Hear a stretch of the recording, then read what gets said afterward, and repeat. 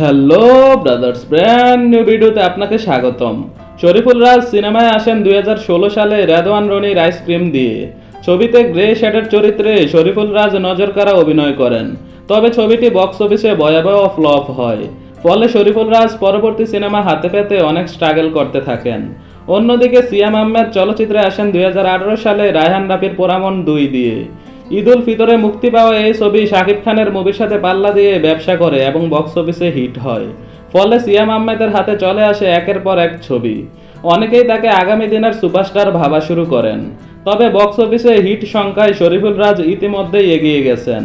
সিয়াম আহমেদ একের পর এক ছবি হাতে পেলেও পোড়ামন 2 এর পর তার কোনো ছবি বক্স অফিসে ক্লিন হিট হয়নি। দুই একটি অ্যাভারেজ গেছে সম্ভবত। অন্যদিকে শরীফুল রাজ 2022 সালে পরপর পরাণ এবং হাওয়া দিয়ে ডাবল হিটের দেখা পান। বিশেষ করে পরাণ ছবিতে নাম ভূমিকায় অভিনয় করে ব্যাপক আলোচিত হন। এবারের ঈদে মুক্তিপ্রাপ্ত 5টি ছবির মধ্যে একমাত্র হিট ছবি বনলতা এক্সপ্রেসও শরীফুল রাজ অভিনয় করেছেন। ফলে শরীফুল রাজের ক্লিন হিট ছবির সংখ্যা দাঁড়িয়েছে 3টিতে, যা তাকে হিট ছবির সংখ্যায় সিয়ামের চেয়ে এগিয়ে রেখেছে।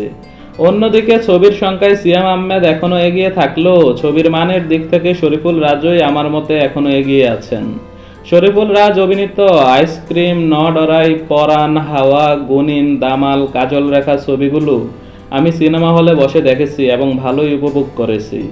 অন্যদিকে সিয়াম আহমেদ অভিনীত পোড়ামন 2, দহন, ফাগুন হাওয়ায়, বিশ্বসুন্দরী, শান, পাপপুণ্য, অপারেশন সুন্দরবন, দামাল ছবিগুলো আমি হলে গিয়ে দেখেছি, যার মধ্যে পোড়ামন 2, ফাগুন হাওয়ায়, পাপপুণ্য, অপারেশন সুন্দরবন, দামাল আমার ভালো লেগেছে। যদিও পুরস্কার প্রাপ্তির দিক থেকে সিয়াম আহমেদ আবার শরীফুল রাজের তুলনায় যোজন যোজন এগিয়ে আছেন। জাতীয় চলচ্চিত্র পুরস্কার, মেরিল প্রথম আলো তারকা জরিপ পুরস্কার সহ সব বড় বড় পুরস্কার ঘরে তোলে সিয়াম আহমেদ ইতিমধ্যেই নতুন প্রজন্মের সবচেয়ে বেশি পুরস্কারপ্রাপ্ত তারকা হিসেবে আলাদা স্থান দখল করে নিয়েছেন। নতুন প্রজন্মের এই দুই নায়কের মধ্যে আপনার পছন্দের নায়ককে অবশ্যই তা কমেন্টে জানাবেন।